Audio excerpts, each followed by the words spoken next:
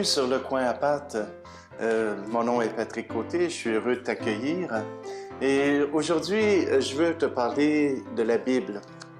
Oui, la dernière fois, je t'ai parlé de la Bible qui comptait 73 livres, une vraie bibliothèque. Mais je veux te raconter aussi comment elle a été écrite. Avec la modernité, voilà que on a pris l'habitude de pouvoir écrire au fur et à mesure ce qui se passe. On écrit presque des verbatims, c'est-à-dire les conversations elles-mêmes, on les écrit pour être sûr de se rappeler. Mais la Bible ne s'est pas faite dans ce contexte.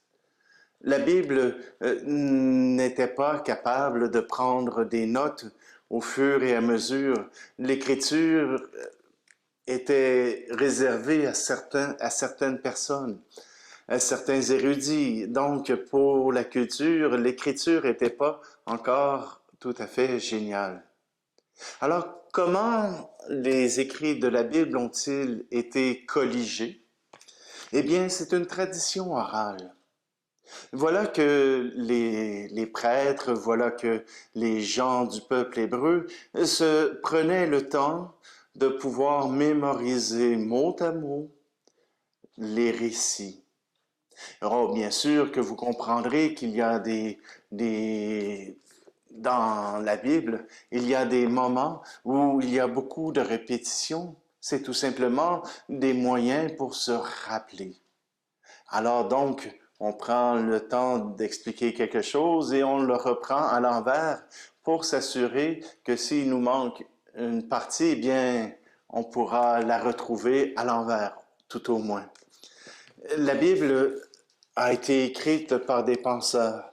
Et une grande partie de la Bible, surtout l'Ancien Testament, a été écrite au moment de l'exil du peuple juif à Babylone.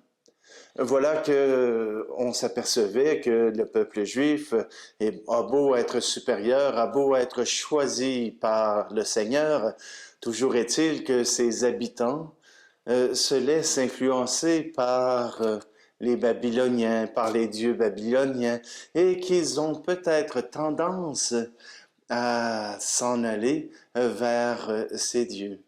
Alors voilà que les écrivains juifs de cette époque ont écrit, entre autres, la Genèse, entre autres, l'histoire du peuple juif. Et là, on pourrait dire, ah, ils ont fait ça, ils ont inventé pour assurer que le peuple revienne à notre Seigneur. Oui, c'est ça l'intention, mais ils ne pouvaient pas tout simplement inventer tout. Ils ont puisé à travers les récits oraux qu'il y avait.